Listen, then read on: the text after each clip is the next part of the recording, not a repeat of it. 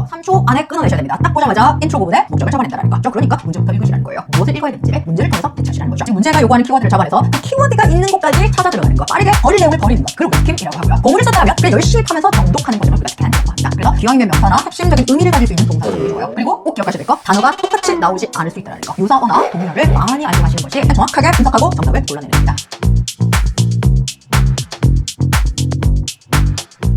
안나입니다. 바로 시작할까요?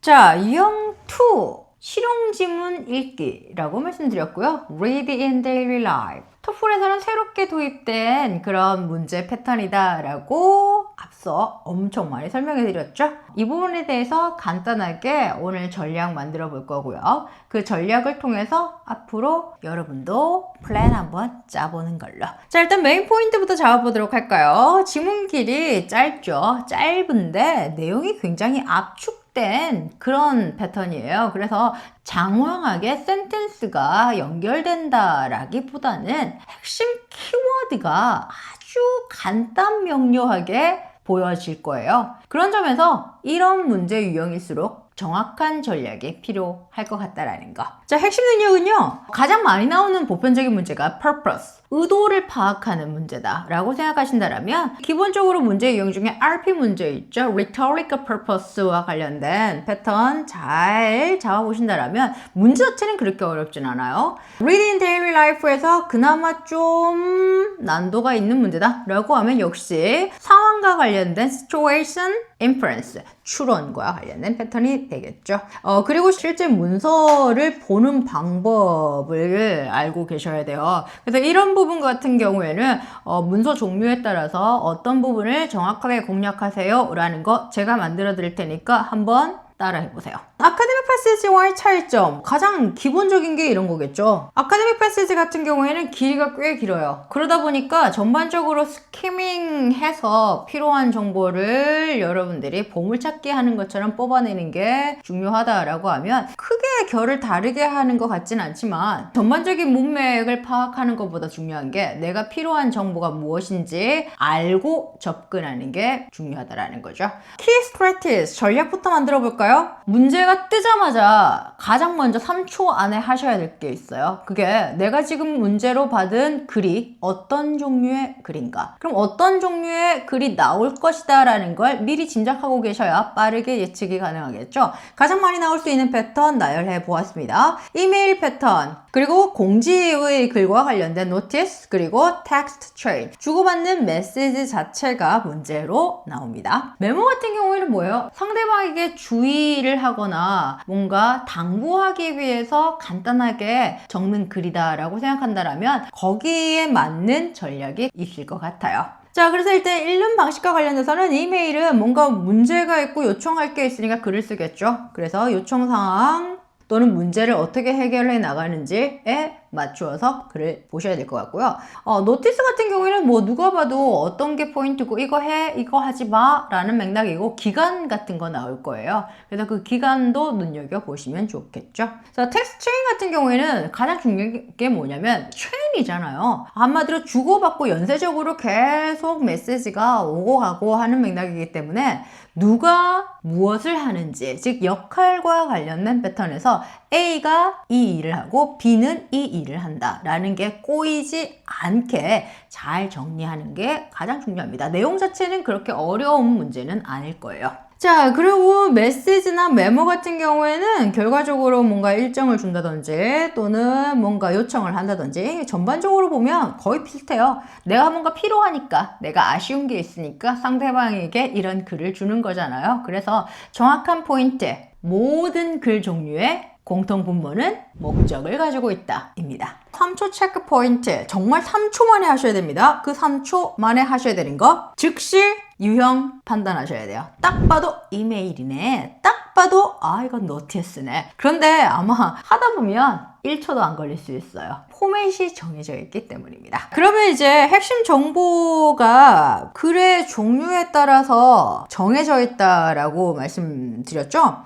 일단 이메일 구조 같은 경우에는요, 첫 번째 문장에 이유가 나와요. 그리고 당연히 디테일 같은 경우에는 중간에 나오죠. 이건 모든 글이 마찬가지예요. 디테일은 중간에 나온다라는 거. 그리고 보통 이메일 구조이기 때문에 마지막에 한 번 더 정확하게 이 부분 요청드립니다. 그리고 이제 인사 그리고 본인의 시그니처 정도 들어가겠죠. 자, 노티스 같은 경우에 좀 많이 보셨죠? 여러분들 학교 블랙tin 보드 같은 경우에 공지 내용은 참 많이 붙여져 있으니까요. 그래서 공지 목적, 나 이것 때문에 공지합니다. 공고 이렇게 띄울 거고요. 당연히 중간에 세부 정보 디테일 들어갑니다. 노티스 같은 경우에는 협조 요청을 제일 많이 하죠. 그래서 마지막 부분에 여러분들에게 어떤 행동을 유발하기 위한 요청이 많이 들어가 있을 거예요. 그래서 노티스 같은 경우에는 중간 디테일은 문제가 요구한다라면 여러분들 빨리 찾으시면 되는데 아마 대략적인 패턴은 무엇에 대한 공지인지 초반 딱 보시면 나올 거고, 그리고 결과적으로 이 공지를 본 사람이 무엇을 해야 되는지 행동 요청과 관련된 패턴을 문제로 만들어냈다라면 마지막 부분 바로 섭렵하시면 되겠죠. 자, 텍스트 체인 같은 경우에는 저보다 여러분들이 더 잘 알 것 같아요. 친구들과 메시지 보내는 거. 보통 첫 번째 메시지 같은 경우에는 뭐 인사도 하고 안녕 뭐 이렇게 하기도 하는데 바로 목적 나오고요. 그리고 중간에 이게 이어지는 특히 단체 톡방을 생각하시면 돼요. 단체 톡방이다 라고 했을 때 어떤 미션이 주어졌을 때 넌 뭐해? 넌 뭐해? 뭐해? 이렇게 역할 분담을 많이 하잖아요. 그래서 누가 무엇을 한다라는 것만 놓치지 않고 중간에 굉장히 애매하게 꼬는 함정에서만 조심한다라면 틀리면 안 될 문제 같아요. 이제 마지막에는 전체적으로 요약하면서 분위기 좋게 끝나는 게 단체 톡방 정도가 되겠죠. 자, 일단 전반적으로 구조 다시 한번 정리를 해본다라면 이메일에서는 인사하고 목적. 그러니까 이메일 같은 경우에는 초반에 집중해서 여러분들이 독해를 하신다 필요 없을 것 같아요. 처음엔 아이스 브레이킹을 한다라고 생각하시면 돼요. 그래서 중요한 부분은 이제 그 다음 줄부터 나오기 시작할 거고요. 크로싱 부분에서도 그냥 뭐 인사하고 몸 건강히 잘 있어라, 뭐 친애하는 누구누구 뭐 이 정도 패턴이니까 기본적으로 이메일 구조에서는 중간 부분 공략이 중요할 것 같습니다. 자, 노티스 같은 경우에는 타이틀을 보면 무엇에 대한 공지다.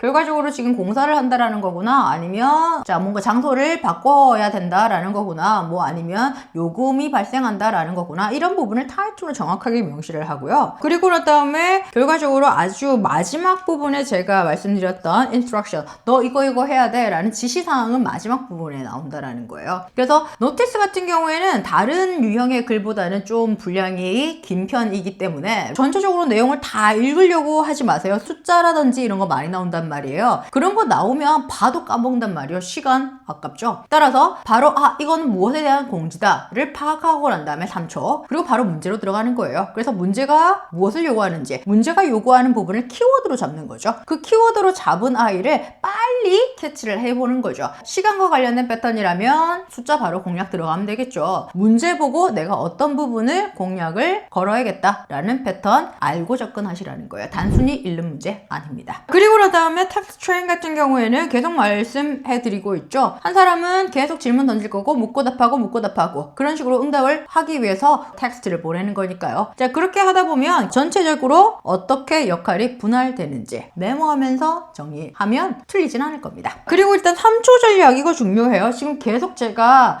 초 단위로 여러분들에게 좀 강박증을 만들어 드리는 것 같은데, 이 Daily in Life 같은 경우에 빠르게 문제를 풀어서 시간을 확보를 해야 되는 속도전이다 라고 생각하신다면 급하게 느껴지더라도 빠르게 갑시다. 이메일 같은 경우에는 일단 인사말 있을 거예요. 그렇기 때문에 딱 보면 3초가 아니고 1초 만에 이거 이메일이구나 라고 알아볼 수밖에 없다라는 거죠. 노티스 같은 경우에는 제목, 공지 뭐 라고 나오기 때문에 딱 봐도 이거 노티스구나. 그리고 텍스트 트레인 같은 경우에는 그냥 이건 텍스트야 라고 알아볼 거예요. 여러 이름이 막 나올 거고 한 번에 다 뜰 거기 때문에 글을 읽고 이해한다라고 생각하지 마시고 화면에 그림을 바로 내가 0.1초 만에 인식한다라고 생각하시면 돼요. 그리고 난 다음에 이제 이메일을 쓰는 목적 나오겠죠. 그리고 노티스 같은 경우는 행동 유발과 관련된 패턴, 이 부분 주목하셔야 됩니다. 그리고 텍스트 트레인 같은 경우에는 뭔가 질문이 나왔을 때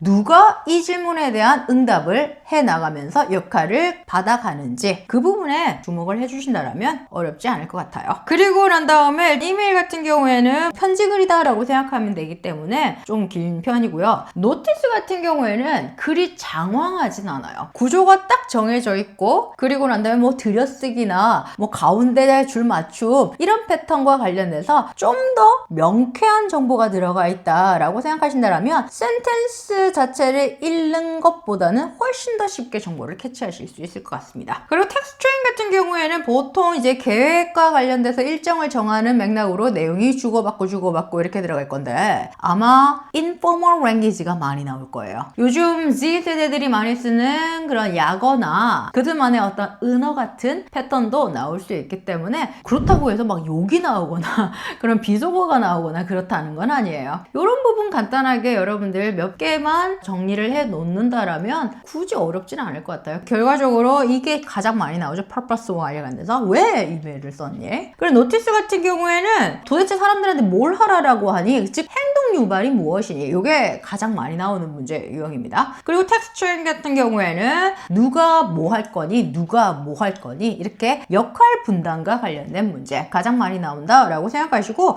이메일, 노티스, 텍스트 트레인에서 가장 많이 다루어지는 지문 유형이니 이 부분 잘 숙지하신다면 여러분들이 어디에 집중적으로 공략을 꽂아야 되겠다. 찾기 쉬울 것 같아요. 자, 그러면서 전략은 일단 목적과 관련된 패턴 가장 많이 나올 거고요. 문제 자체가 why mention, 왜 언급했니? 라고 들어갈 것 같아요. 왜 했었을까? 라고 물어보면 일단 첫 문장에 있을 거예요. 첫 문장 공략 들어갑니다. 자, 그리고 세부 정보와 관련된 문제는 대부분 what이라는 의문사가 들어가 있을 것 같아요. 무엇을 또는 언제, 뭐 언제까지 뭐 이런 식으로 그런 식으로 해서 여러분들의 what과 관련된 question 또는 when, where, 장소나 시간과 관련된 패턴 이렇게 들어가면 디테일 정보다 라고 생각하시면 되고 이 부분을 위해서는 정확하게 그 문제 안에 키워드가 있을 거예요. 그 키워드를 패시지 안에서 빠르게 보물찾기 하는 능력이 필요합니다. 그리고 팁을 좀 드린다라면 문제 안에 있는 특정한 단어를 키워드로 삼아서 그 키워드, 즉 이 보물의 단서를 지문에서 밝혀야 되잖아요. 이때 가장 좋은 방법이 문제 안에 명사, 문법을 좀 활용을 한다라면 그 명사를 위주로 해서 찾아 나가는 방법이 아주 좋은 방법이고요. 그리고 또 조심하셔야 되는 함정 같은 경우에는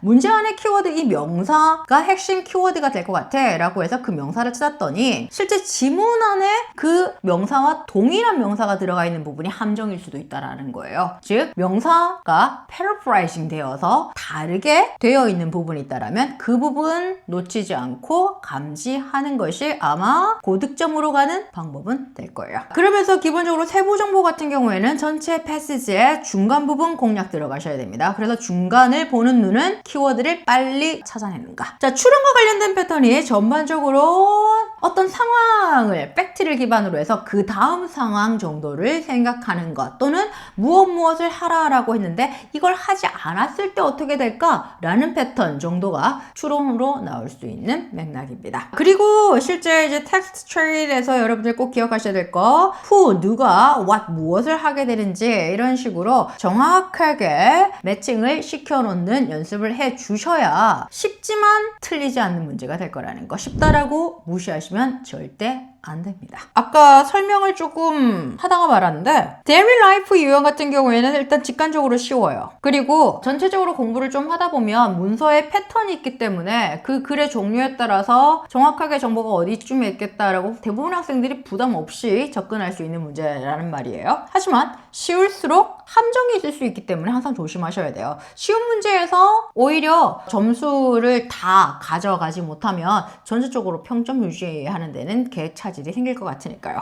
자, 첫 번째 나올 수 있는 함정이 비슷하지만 틀린 정보. 이 부분이 제가 앞서 설명해드렸던 그런 부분이에요. 본문 안에 있는 단어가 똑같이 나와 있단 말이에요. 특히 이 보기 내용에. 그럼 단어 자체는 똑같이 썼기 때문에 이게 답일 거야. 대부분 학생들이 그 부분에 매력을 느낀단 말이에요. 그런데 근데 그게 오히려 똑같은 단어가 들어가 있는 보기가 내용 구조가 오히려 뒤바뀌어 있거나 하는 경우가 있기 때문에 이런 부분은 조심하셔야 돼요. 자, 그러면서 실제 지문 안에 단어를 그대로 쓰는 것보다 오히려 paraphrasing 한 부분이 있지는 않은지 점검 들어가셔야 됩니다. 자, 두 번째 내용 같은 경우에는 언급되지 않은 정보를 제공한다. 이 지문 안에서 언급되지 않은 정보지만 대부분의 사람들이 일반 상식적으로 알고 있는 내용, 그런 게 보기로 들어가 있다는 거예요. 그래서 보기를 딱 읽어봤을 때 맞는 말이야. 예를 들어 대한민국의 대부분의 공공도서관 같은 경우에 월요일날 휴관일을 많이 잡아요. 그러면 대부분 이제 월요일날 쉬더라 이렇게 들어가서 난 이렇게 생각하고 있는데, 만약에 노티스 자체가 제주에 있는 공공도서관과 관련된 내용이라면 제주에 있는 공공도서관은 보통 금요일이 휴관일이랍니다. 그래서 내가 일반적으로 그렇다라고 생각했던 게 그 문제 안에서는 다른 적용을 받을 수 있기 때문에 내가 알고 있는 상식으로 문제를 섣불리 판단하는 거 조심하셔야 됩니다. 그리고 세 번째 함정이 과장된 해석이다. 특정한 내용이 있는데 지나치게 과장되게 해석을 한다는 거죠. 예를 들어 우리 지금 내일 미팅을 해야 되는데 우리가 미팅하려고 했던 센터에 문제가 있었대. 그럼 애나가 다른 카페를 한번 찾아봐서 예약을 한대 라고 했는데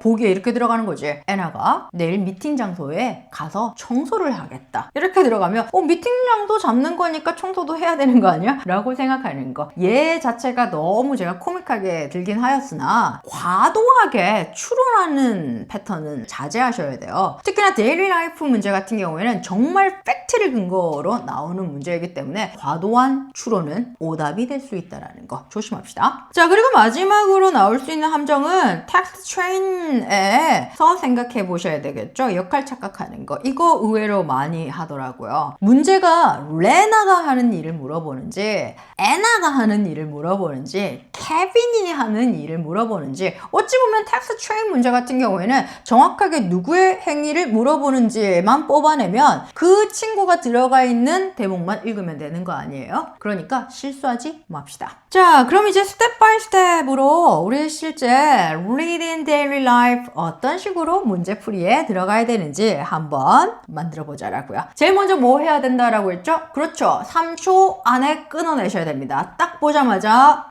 이거 무슨 문제 유형이다 라는 거. 제가 넉넉하게 3초를 드렸는데 3초보다 빠르게 캐치하실 수 있을 거예요. 자, 그리고 첫 문장, 일단 모든 글을 접할 때 초반에 목적이 많이 나오기 때문에, 이메일 같은 경우에는 보통 인사 그리팅이 나오기 때문에 좀 두 번째 문장 이렇게 들어가지만 어쨌든 너무 뒤쪽으로 나오지는 않는다라는 거예요. 그래서 중간이 시작되기 전에, 즉 디테일이 시작되기 전에 purpose는 만들어지기 때문에 인트로 부분에 목적을 잡아낸다라는 거. 자, 그러면서 이제 바로 계속 지문을 읽는 게 아니라 요구된 정보가 무엇인지부터 파악하자라고 했죠. 그러니까 문제부터 읽으시라는 거예요. 무엇을 읽어야 되는지를 문제를 통해서 캐치하시라는 거죠. 그러면 이제 보물찾기 들어가야겠죠. 지금 문제가 요구하는 키워드를 잡아내서 그 키워드가 있는 곳까지 찾아 들어가는 것. 빠르게 버릴 내용을 버리는 것. 그걸 우리가 스킴이라고 하고요. 보물을 찾았다라면 보물 근처를 열심히 파야 될 거 아니에요? 그래서 열심히 파면서 정독하는 과정을 우리가 스캔이라고 합니다. 그래서 적절한 버리는 과정과 스킴, 정확하게 분석하는 스캔, 이 두 가지가 잘 조화롭게 작동이 되어야 실제적인 독해 실력이 늘어난다는 거죠. 그러면서 키워드는 아까도 말씀드렸던 것처럼 기왕이면 명사나 핵심적인 의미를 가질 수 있는 동사로 잡는 게 좋아요. 그리고 꼭 기억하셔야 될 거, 단어가 똑같이 나오지 않을 수 있다는 거. 그래서 기본적으로 핵심이 될 수 있는 정말 많이 쓰는 단어일수록 유사어나 동의어를 많이 알고 가시는 것이 효율적인 학습 방법이 될 거예요. 자, 이제 마지막으로는 내가 필요한 보물을 찾다라면 그 보물 주변만 디깅 들어가자, 파자 라고 했죠. 이 부분이 해당 문장 정확하게 발견했다라면 정확하게 분석하고 정답을 골라내는 겁니다. 자, 이 과정을 통해서 계속해서 연습하신다라면 연습하셔야 돼요. 실제 연습을 하셔서 여러분들 몸에 반사신경처럼 익혀 놓으셔야 시험장에 들어가서 아주 긴장이 많이 되는 상황에서도 자연스럽게 튀어나온다라는 거예요. 여러분들이 반사신경 나오는 것처럼. 알겠죠? 자, 일단 조심하셔야 될 건 리딩 토핑의 문제 유형에 따라 또는 글의 종류에 따라서 포인트가 조금 달라져요. Reading in Daily Life가 끝나면 Academic Passage가 나오는데 일반적인 토플의 결을 유지하고 있었던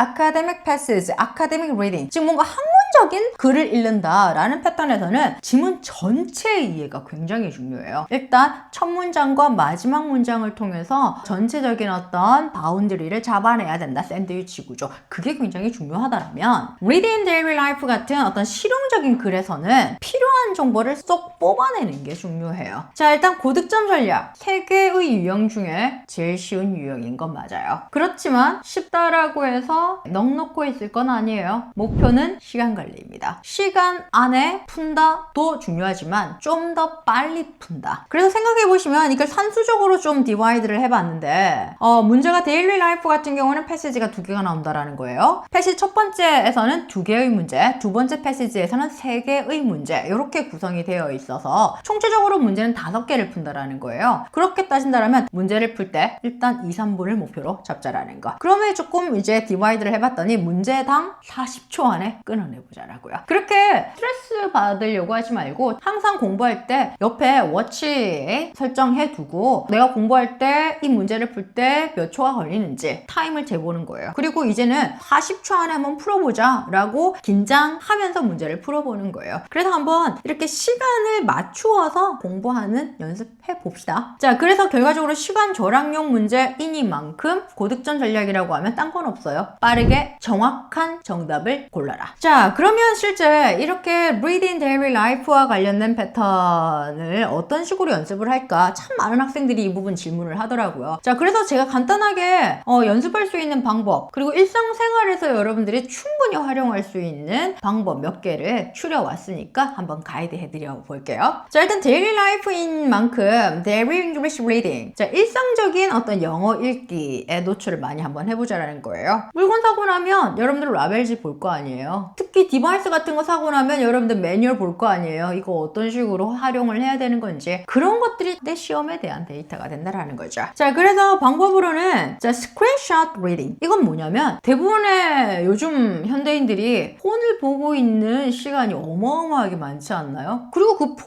안에는 얼마나 많은 컨텐츠가 있어요. 뭐와 관련된? 데일리 라이프와 관련된. 그러면 우리가 시험을 친다라고 생각하면 컴퓨터 앞에서 내용을 보게 되는 거잖아요. 아까 컴퓨터 내용이 뜨자마자 이거 뭐다 라고 인식하는 반사신경이 중요하다라고 말씀드렸잖아요. 그래서 뭔가 이미지 내용 안에 정보를 빠르게 습득하는 눈과 머리를 만들어 보자는 거죠. 실제 여러분들이 이렇게 폰으로 쭉 내용을 보다가 이젠 그래도 토플 공부한다라고 하면 영어로 되어 있는 웹페이지에 들어가 보는 거예요. 그럼 거기 여러 가지 공지 문서 같은 거 있을 거 아니에요. 그걸 스크린 캡처를 하는 거예요. 스크린샷으로 캡처를 딱 하면 그게 하나의 이미지 파일이 되겠죠? 그럼 그 이미지 파일을 가지고 뭐 하는 거예요? 이게 지금 내가 컴퓨터상에 내 문제로 뜬 거야 라고 하면 그 캡처되어 있는 사진 이미지 안에서의 글자 정보를 내 눈으로 얼마만큼 빠르게 습득할 수 있는지 연습해 보라는 거예요. 자, 그러면 방금 말씀드렸던 스크린샷 리딩과 관련된 게 진짜 실제 여러분들이 볼 수 있는 여러 가지 글들을 본인이 준비하는 거예요. 내가 그냥 이메일이 왔어. 친구들끼리 그룹핑해서 스터디를 하다가 우리 같이 한번 롤플레이를 한번 해보자 라고 해가지고 또 만들어 볼 수도 있는 거잖아요. 너 나한테 영어로 한번 이메일 보내봐. 이런 식으로. 그런 식으로 해서 스크린샷을 준비를 하고 30초 안에 그 내용을 분석하는 연습 스스로 한번 해보시라는 거죠. 자, 그러면서 일단 질문을 만드는 거예요. 이 화면의 실제 목적이 무엇일까? 그리고 실제 이걸 읽은 사람은 무엇을 해야 될까? 많이도 필요 없어요. 목적과 행동, 유발. 이 두 가지에 대한 질문만 만들어내신다라면 실제 토플을 위한 연습이긴 하지만 아마 이거 어느 정도 연습을 하다 보면 앞으로 살아가는데 정보 습득이 굉장히 빨라질 것 같아요. 효과는요, 결과적으로 핵심 정보를 빠르게 찾는 훈련을 함으로써 아마 이 빠르게 변하는 경쟁 사회에서 남들보다 경쟁력을 가지게 될 것 같습니다. 자, 그리고 실제적으로 purpose question, 신유형 토플에선 이 목적과 관련된 대한 문제가 전반적으로 굉장히 많이 나와요. 각 영역에서. 그러다 보니까 자연스럽게 이 부분에 대한 문제를 내가 만들어 볼 수 있다라는 거. 자, 그리고 두 번째는 3-line summary. 이거 앞선 영상 찾아보시면 나올 거예요. 뭔가 정보를 읽고 아무리 쉬운 정보이든 아니면 너무 어려운 정보이든 딱 3줄로 요약하는 그 annotation 연습을 한번 해보시라는 건데, 어떤 내용이 나와요. 그게 센텐스도 좋고 또는 패러그래프도 좋아요. 그럼 거기서 정보를 내가 3초, 5초, 10초 정도로 딱 제한을 주고 빠르게 읽고 독해하기 말고 정보를 수집하는, 즉 뽑아내는 연습을 한번 해보라는 거예요. 같이 한번 해볼까요? 자, 지금 여러분들 화면에 제시되고 있는 이 텍스트를 제가 시간을 5초 정도 기다려 드릴 테니까 빠르게 한번 보셔요. 시작!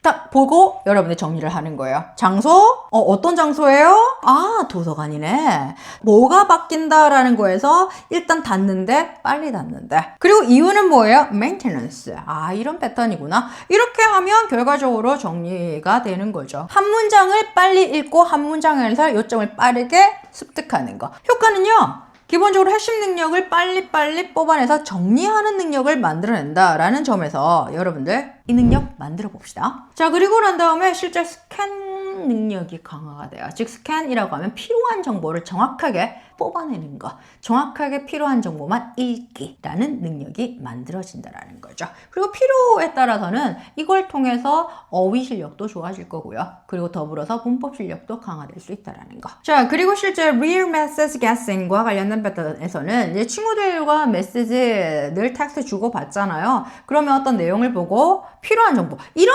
경우에 실제 내용부터 들어가지 마세요. 무조건 문제부터 들어가는 거예요. 그래서 문제 코드가 when을 물어보네. 자, 문제 코드에서 만약에 when을 물어본다 라고 하면 당연히 여러분들은 when으로 들어가면 이렇게 시간과 관련된 개념 보이죠? 그리고 문제 코드에서 where를 물어보네. 그럼 당연히 문제 코드에서 장소와 관련된 패턴, 그게 필요한 거예요. 자, 이런 식으로 연습을 하다 보면 Read in Daily Life의 실력을 향상하기 위해서 교재를 많이 사야 될까요? 정보는 이미 여러분들이 많이 가지고 계십니다. 자, 효과는요, 결과적으로 짧은 글 안에서 빨리 필요한 정보를 조합하는 그런 능력이 만들어질 거고요.